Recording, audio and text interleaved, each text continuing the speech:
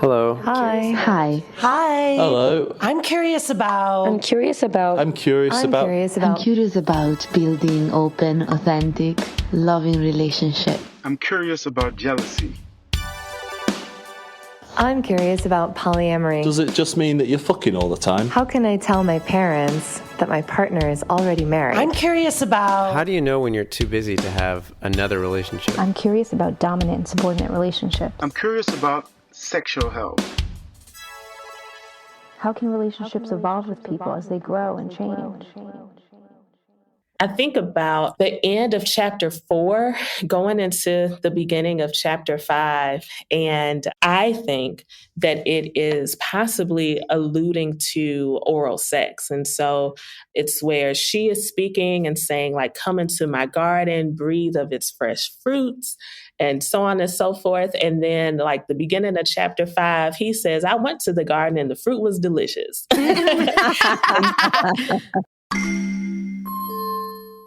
Welcome to the Curious Fox podcast for those challenging the status quo in love, sex, and relationships. My name is Jacqueline. We've done over 150 episodes over the last 3 years, but this is the first time that I have ever done that intro.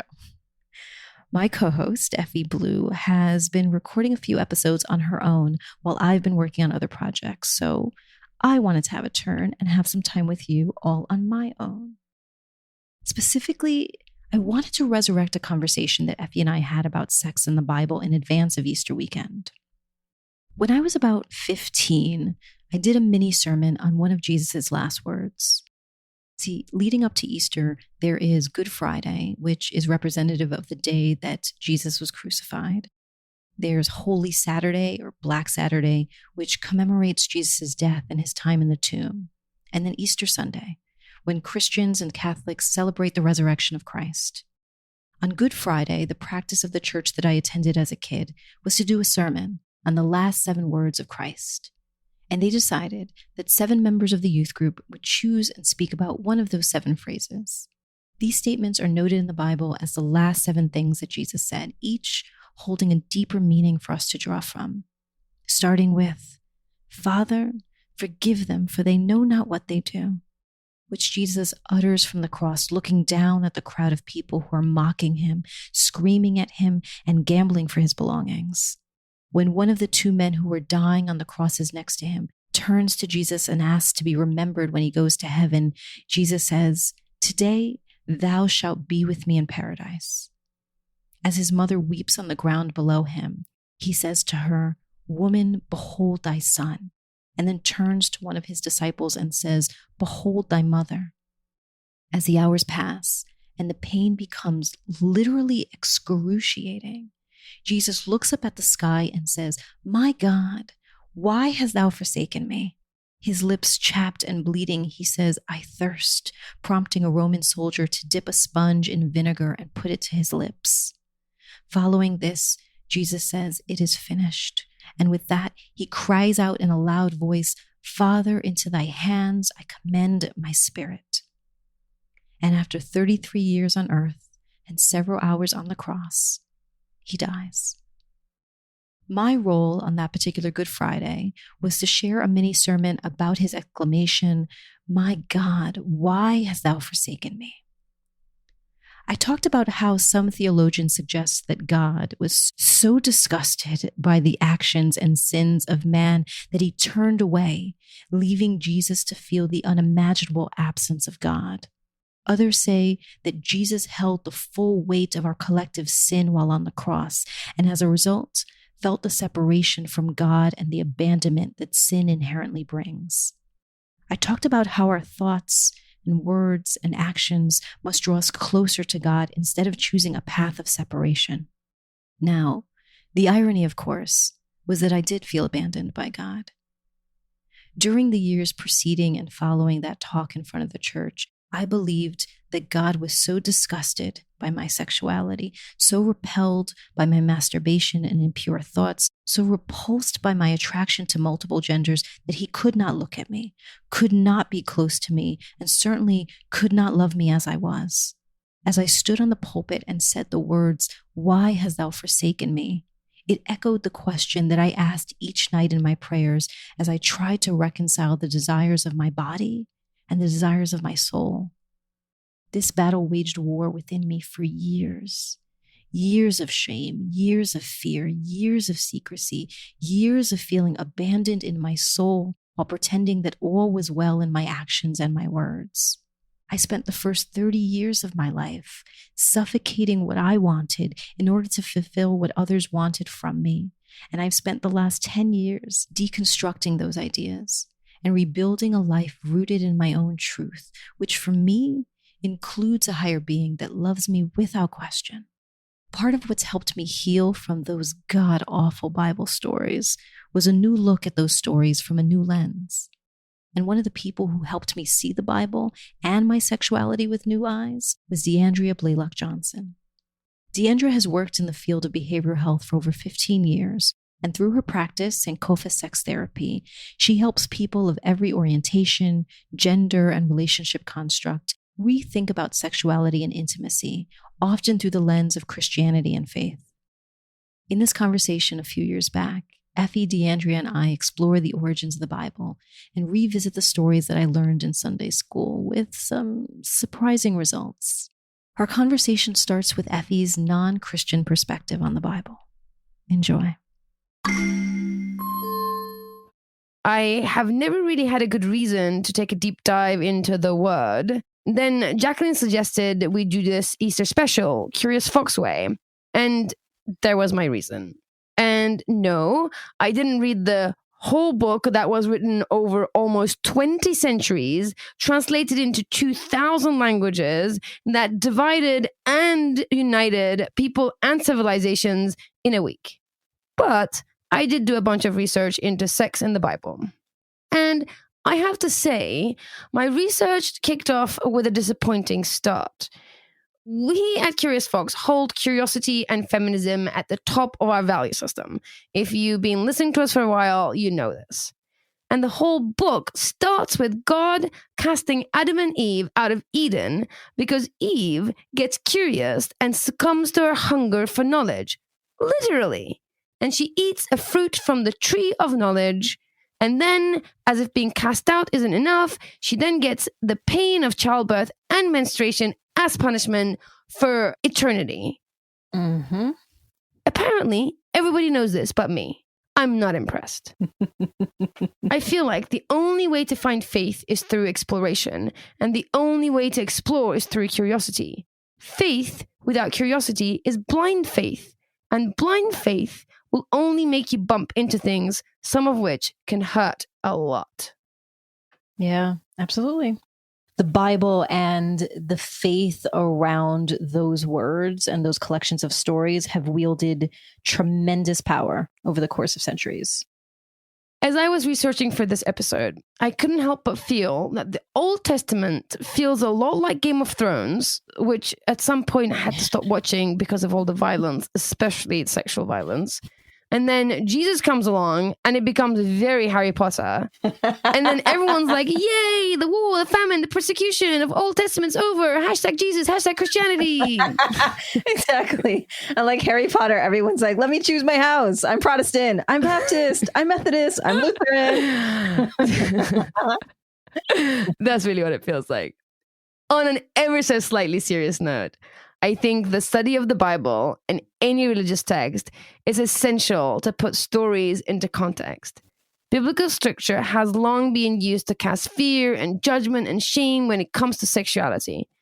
But many of us are not clear about how those particular stories made it into the holy book. The scriptures are full of tales of love and lust. Adam and Eve, Sodom and Gomorrah, the 700 wives of King Solomon, Jesus and the adulteress are but a few of these stories. Indeed, sex is an integral part of the Holy Scripture. And so, on this Easter special episode, De-Andrea helps us on an Easter egg hunt to find references of sex and sexuality that have been hidden in plain sight.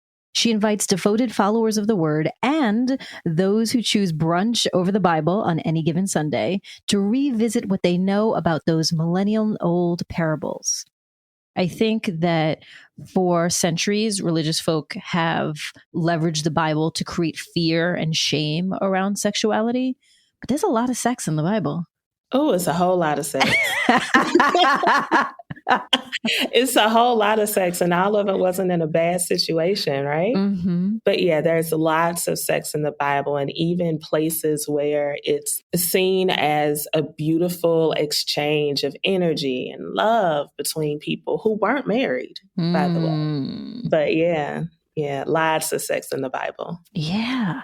And even that, just that little thing that you just said, and they weren't married, like that feels like so many years of my life in church was around. You got to make sure that you're married. So I am wondering if you can give some examples of some passages that we maybe need to revisit. And let me give some context there. I follow you on social media. And if people do not follow you on social media, they absolutely should, because it is fantastic. And one of the stories that you shared was from someone who you followed, and they were talking about a story in the Bible and sharing, that what it first appears to be is that there's actually more to it than that. And it made me think that the Bible is a little bit of a treasure hunt.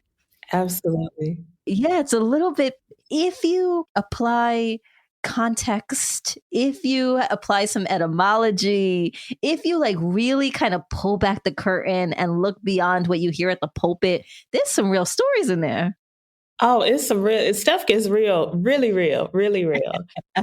Thinking specifically about the story of Ruth and Boaz. And so I think about how within faith communities, their relationship is touted as like, this is what you want your marriage to be. And you want to be like Ruth, found in the field working for your Boaz, or, something like that. Mm-hmm. These are the random things I've heard specifically at women's conferences.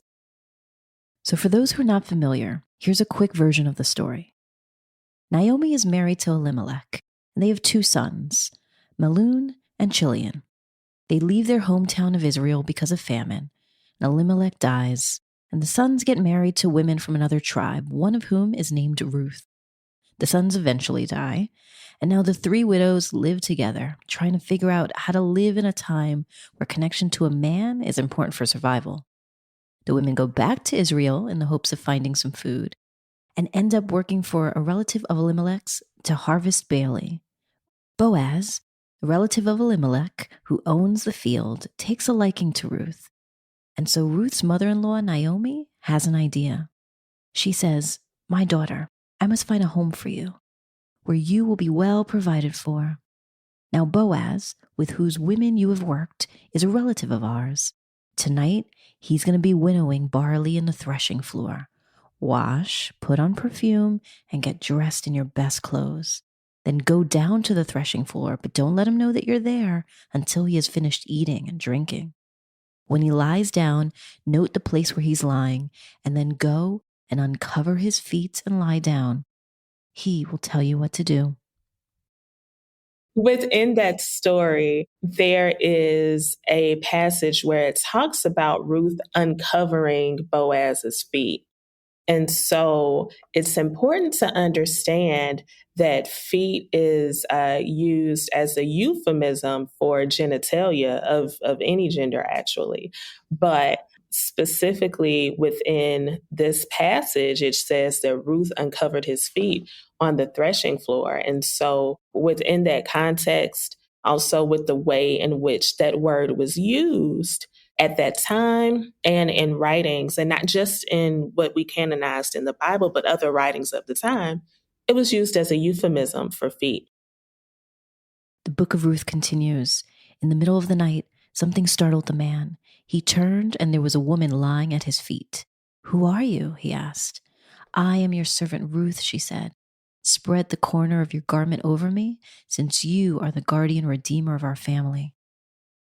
Yeah, it's important to know that that's what was going on. She wasn't giving him a foot massage. She may have been massaging something else. It's a possibility, could be.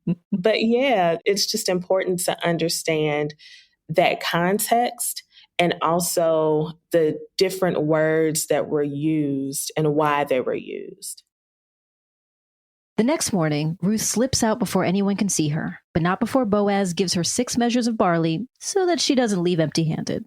Naomi's plan works, and eventually Boaz pays off the debt from the land of Elimelech and marries Ruth, and the women are once again taken care of. See?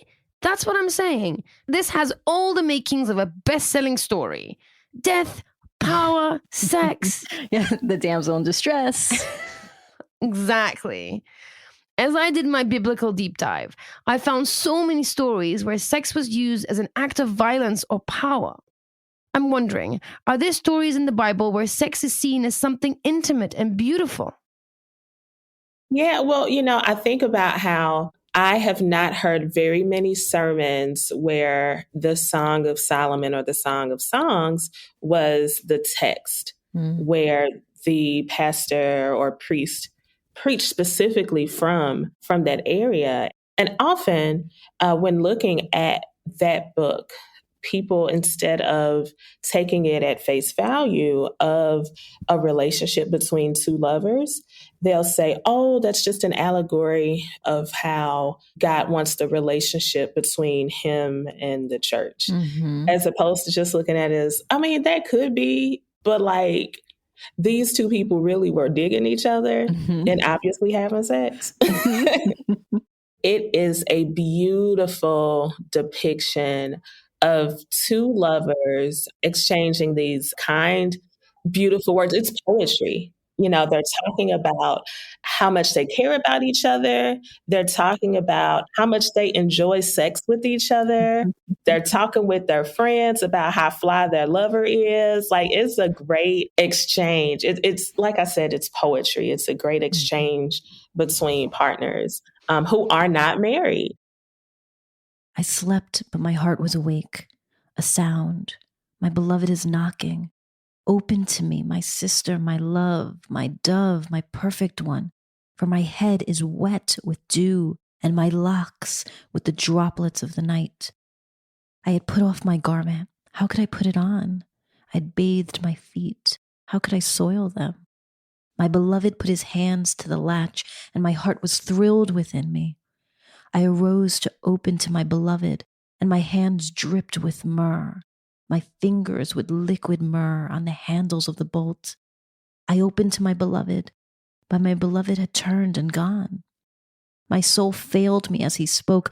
I sought him, but I found him not. I called him, but he gave no answer. The watchmen found me as they went about into the city. They beat me, they bruised me, they took away my veil, those watchmen of the walls. I adore you, O daughters of Jerusalem, if you find my beloved, that you tell him that I am sick with love. And so it's thought that it's between King Solomon, who had a whole bunch of wives and a whole bunch of concubines, right? And the Shulamite woman, who is a Black woman. And I specifically say that she is a Black woman because often in our society, we do not have a lot of examples where someone is specifically named as being dark, but also praised for their beauty. And we have a very clear depiction of that in the Bible, in Song of Solomon.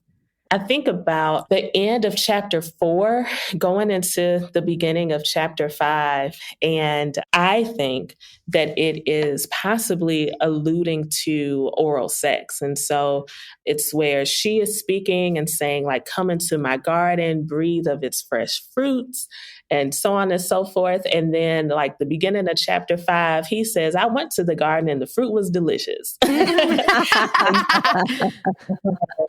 And I think about how I think I was 19 or 20 and had a conversation with someone who was a young married woman and just asked, is oral sex a sin? Because it was just a question that I had. I wanted to know, is this considered sinful? And I asked specifically, like, even in marriage, is oral sex a sin?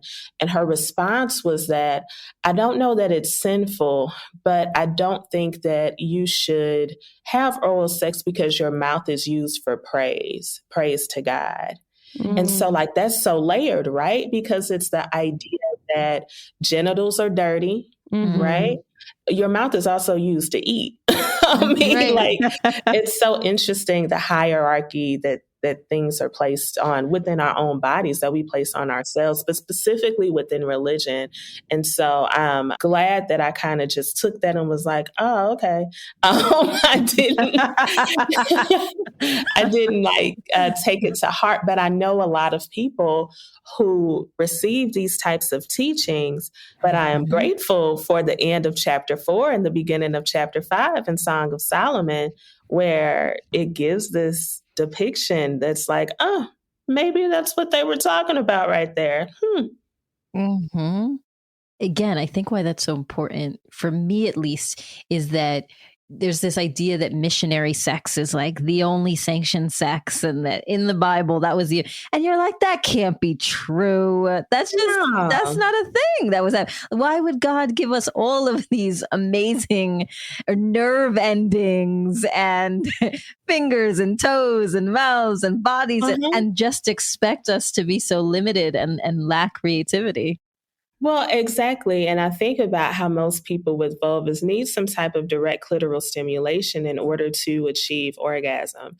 And I believe that the God I serve is a God of purpose. And if the only purpose of the clitoris is pleasure, why would the only sanctioned way to have sex not provide direct stimulation to it? Yes. No, I agree with you. Can you just take a step back? Let's paint a picture of these stories, that this collection of stories, of fables, of parables, of potential narratives that are shared and held with such significance for so many. How did we even get this in our hands? Can you give me a sense of what is it that we are actually holding? Yeah. So I'll kind of give the quick and dirty. I'll start with the New Testament. So you have people who knew Jesus as a living, breathing person who walked with him.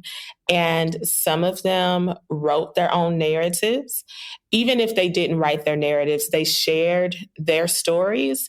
And then other people, whether they were their progeny or people who knew them, wrote what they learned from these people, right? And so the Gospels were actually not thought to have been written until several years after Jesus was crucified. So it's a possibility that the Gospels that the 4 books that we refer to as the Gospels weren't actually specifically written by people who lived and walked with him, but possibly people who knew the people who lived and walked with him. So then you fast forward and you have Paul's letters, which is what we base a lot of our Christian doctrine upon. Paul didn't even know Jesus like that. Paul, he's probably a problematic faith for a lot of people, problematic in a lot of ways. He was actually a persecutor of Christians. And so he was converted on the road to Damascus. And then from there, he was like a gung-ho Christian, just all for it. And so also had the idea that, Jesus is coming back tomorrow. So we need to get right for his return. And the idea was that Jesus's return was imminent. It was very close. And so you can almost sense a certain desperation in his letters. And like I said, most of the letters are attributed to Paul, but they may be attributed to him, but still thought to possibly have been written by someone else. So, a quick interlude. During my crash course into the origins of the Bible in preparation for this conversation, I learned a lot, not only about the content of the book, but the history of the book itself. I'm going to whiz through it here to give you all some basic context. If you're interested, please do your own research. My word is certainly not the gospel. The initial draft of the Bible was originally written in Hebrew, and it was translated into Greek in the 3rd century BCE because Greek was the most common language of the time. Then, it stays in circulation in Greek for a long time. Along the way, it gets a bunch of new edits. Some books are added, some taken out, there are letters and poems and stories. Then, around 90 BCE, the Council of Jamnia gathers and decides on the director's cut of the Old Testament based on 3 principles. 1, historical accuracy. That's history since the beginning of time. 2, the passages are written by a great patriarch. What? There lies our problem, my friend. And 3, no passages in conflict with one another. Essentially whitewashing the content. Then Jesus comes along and he's using the Old Testament as his Bible. Around 100 CE, Paul starts writing letters also in Greek. At this point, the whole thing is in pieces. Drafts, director's cut, stories here, letters there. It's a work in progress, you know? In the 4th century, Constantine commissions the complete works. He's like, enough with the drafts and the edits, let's have this done. So the OT, the letters, and some additional text goes into one book, and he has 50 of them written by hand. As soon as the 50 books are completed in Greek, scholars start to translate it into a bunch of languages so they can spread the word. At the beginning of the 5th century, a scholar named Jerome translates the Hebrew and the Greek version into Latin, which becomes the Bible. At the time, people are actually speaking in Latin and saying cool stuff like cogito ergo sum. But by the 12th century, Roman Empire has fallen and no one's really speaking Latin anymore. Mostly religious folks and pompous scholars. So the Bible makes it over the channel and gets into the British Isles and starts to be translated into the most common language of the people. Upon hearing this, the religious leaders and rulers get their knickers in a twist because now everyone can actually read the word of God for themselves rather than take their word for it. So they start to ban all these books. Late in the 14th century, the Bible was translated into English, the language of the people at the time, unofficially. At this point, the church is playing whack-a-mole with all these copies. They don't want them around, and the people who have them are taking a huge risk by having them. Plus, everything is still being written by hand, right? There are only a few copies around, and they're expensive as hell. So, we have the Chronicles of God and Jesus by the people written in Hebrew, then translated into Greek along with Paul's letters and a bunch of other texts. Then it gets translated into a bunch of local languages until the whole thing gets translated into Latin, and the church covets this version because nobody understands it. Until it gets unofficially translated in English, but it's super scarce. All this happens over centuries and by hand at a time not many people can actually read and write. Then technology to the rescue. The Gutenberg press was invented in the middle of the 15th century in Germany. Arguably the most important invention of the modern human civilization, but that's another podcast. And of course, the first book Herr Gutenberg prints is, you guessed it, the Bible in Latin. Lacks imagination if you ask me. By the middle of the 16th century, the Latin Bible was translated and printed into 14 languages, mostly European and Nordic. No official English version just yet. Then came along a guy called William Tyndale, who translated the Greek Bibles into English, thus creating the first English New Testament, which was allowed back on mainland. Finally, in 1611, we get the King James Bible, sanctioned by the Crown, which is the Bible as we know it today. But since the King James Bible, there has been over 900 translations and paraphrases of the Bible, plus 2,000 other translations of the Bible available worldwide. Whew! That's one hell of a journey for one book. I appreciate you framing that, because what it means is that the book that we are holding is a book written in different languages, from different cultures, from different people, from different time periods, some of whom may have been there, some of whom heard the stories via telephone, that then came together by another group of people many years later who chose which versions of the books, which books, period, and what versions of them and what segments of them should be put together to tell a particular story. Mm-hmm. It's fascinating to me that they seem to all agree that sex is bad and homosexuals should be burnt. Well, I was going to ask that. Along the way, the one prevailing thing seems to be that sex is bad. All that. So I'm in a way, I'm kind of amazed that it made it through so many layers and that sex is bad. But nobody along the way were like, guys, we should just like revise this part. What's important to note is that pre-Christian Hebrew faith did not separate the body and the spirit. Like it was one. It was all one. And so when the books of the New Testament were being written, the philosophy of the day was one of asceticism. The idea that in order to get closer to God, you had to separate from the body. So that means that I can't enjoy the pleasures that my body gives in order to be close to God.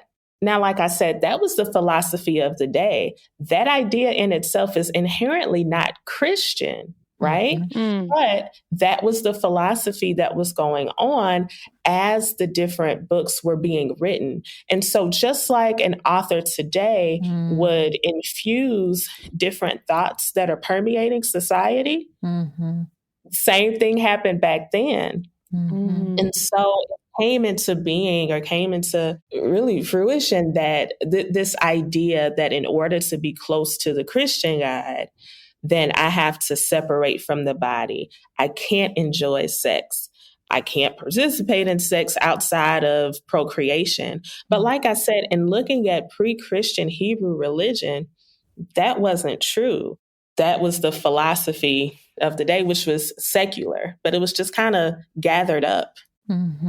Yeah. And just, I'm curious, I don't know if you had the answer to this. Is it even recorded to why that was like the hashtag no body, no pleasure in that moment? You know, like why were we so against pleasure of the body in that period? What was triggering this idea that in order to be close to God, that you couldn't feel pleasure with your body? It comes from Platonic and Neoplatonic thought. Plato and his homies had this idea about asceticism. Asceticism it's like a severe self-discipline and avoidance of all forms of indulgence for religious reasons. It was the idea that the body kind of holds the spirit back from reaching its highest potential. I mean, that idea is actually in other teachings as well, right? It's in Buddhism, it's in Islam. So this idea that bodies somehow are like flesh and blood somehow gets in the way of our spiritual existence seems to prevail for some reason. And I liked where you said earlier about that you believe in a God of purpose. It just seems like an awful waste of engineering to have our bodies, which are absolutely fascinating, amazingly designed, and to be like, but by the way, it gets in the way. I'm just like, I don't quite, and I'm not saying that's a Christian idea. It is like, it seems to be across all of religious teaching. I just can't understand it, like the reasoning that says your body gets in the way of your spiritual expression. No, I could get that. I mean, Effy, I think you and I feel that way all the time. We think our humanity and our bodies get in the way of everything. I'm like, sleeping and eating, such a waste of time. Like if I could just live in my brain and didn't have to carry this body around, things would be so much better. I understand that rationale, but we're moving towards, I think what we're trying to figure out now is no, actually experiences in the now, in our body, via our sensation, via touch, via I think that actually if a book were going to be written now, if the Bible was going to be written now, I think it would have a very different context because people have that understanding that we have lived in our imagination and in our minds for too long and actually also need to live in our bodies. Absolutely. Like I just think about, I was talking with a friend yesterday about some peach butter and thinking about how excited I am to go to the orchard to pick peaches this summer. And I was thinking about the pleasure of biting into a juicy, ripe peach. Right? Love peaches. Right? But just thinking about how enjoying that little bit of pleasure allows me to be present in the moment. One of my really good friends, she's probably one of the smartest people I know, but she's taught me that all there is right now. The past is a figment of our imagination. In the future, we may not see it. It may not happen. But all there is right now. And so like when I'm biting into that peach, I am grateful for the bees, right? Pollinating it. I'm grateful to God that I picked the right peach that is delicious, that is juicy just enough. And that makes me think about other religious teachings as well as the ideas of mindfulness and how helpful that can be in helping us to really appreciate and understand and experience our sexuality as full and complete beings. Yeah, I completely agree with you. That is the Bible message I can get behind. So we know that A, the people who wrote the Bible may not have been there. B, the books and words were curated and translated over the course of centuries. And C, when discussed now, many of us do so without real context. It's no wonder that little lessons like this feel like Easter eggs that must be sought out and uncovered. And, a lot of times, though, they're not reading it or they're only reading what is spoon-fed to them because it's easier that way. It's easier to just take someone's word at it instead of self-investigation and really trying to figure out, okay, who is this person? And also, I think about how, unfortunately, Christianity has been used to uphold systems of white supremacy. Yes. But when you look at the root of our faith, it's about justice. Yes. It's about fighting for who's considered the least of these, those who don't have access to these systems of power. It's almost infuriating because it's like, no, my Jesus didn't say that. He didn't do that. Where did this from? It's like when Hollywood makes terrible movies of good books, it feels like the sermons or like that most people digest the Bible and their understanding of faith in their religion is through like terrible, terrible movies of the book. And if they were just to sit and read through the full, trilogy or whatever the volumes are, they would get an entirely different experience. Yes, absolutely. I completely agree. Yeah. Yeah. So then let me ask you that kind of as a final question. For those who want sexual expression to be a part of their self-expression, what do you hope that they find in the Bible that gives them examples and inspiration and comfort? Freedom in Christ. I think about how there's a scripture that says that I came that you might have life and have it more abundantly. And that abundant life includes good sex. That abundant life includes freedom to express who you are. That abundant life includes understanding that Psalm 139 applies to me too. It means that I am fearfully and wonderfully made. How I show up, how I choose to show up in this world is a divine creation and reflection of who God is. Like, that's what I hope people have the opportunity to really understand and grasp for themselves. That's beautiful. Amen to that. For more on De-Andrea Blaylock-Johnson, visit her at sankofasextherapy.com and on Instagram at sankofasex. The links are in our show notes. In exchange for sharing my most personal and vulnerable stories with you, I have a request. Please rate this episode on whatever app that you're using and leave a comment. Each week, we get amazing emails and DMs from listeners telling us how much they enjoy the podcast and how it's impacted them in their relationships. We love reading those words, and we want others to read them too. So please follow, rate, and comment on your podcast app because it allows other listeners to find us. And share this episode with a friend. It could be your Easter gift to someone in your life. Be sure to join us on our Facebook group at We Are Curious Foxes, or if you're already in the group, then post a comment and start a conversation. What was your experience with church and the Bible? Did this episode help you see those old stories in a new light? Let us know on the Curious Fox Facebook group. And for podcast extras, online workshops and talks, and a ton of bonus content, then go to Patreon at We Are Curious Foxes. And if you're too shy for the podcast app or the Facebook group, then you can DM Effy or I on Facebook, or better yet, send us an email or a voice memo to listening@wearecuriousfoxes.com. This episode is produced by Effy Blue and Jacqueline Misla, with help from Yamar Urkashe. Our editor is Nina Pollock, who is the fancy chocolate in our Easter egg basket.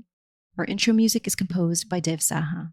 We are so grateful for their work, and we're grateful to you for listening. As always, stay curious, friends. Curious Fox Podcast is not and will never be the final word on any topic. We solely aim to encourage curiosity and provide a space for exploration through connection and story. We encourage you to listen with an open and curious mind, and we'll look forward to your feedback. Stay curious, friends.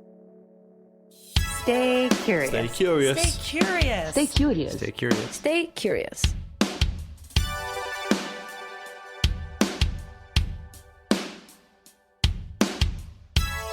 Stay curious.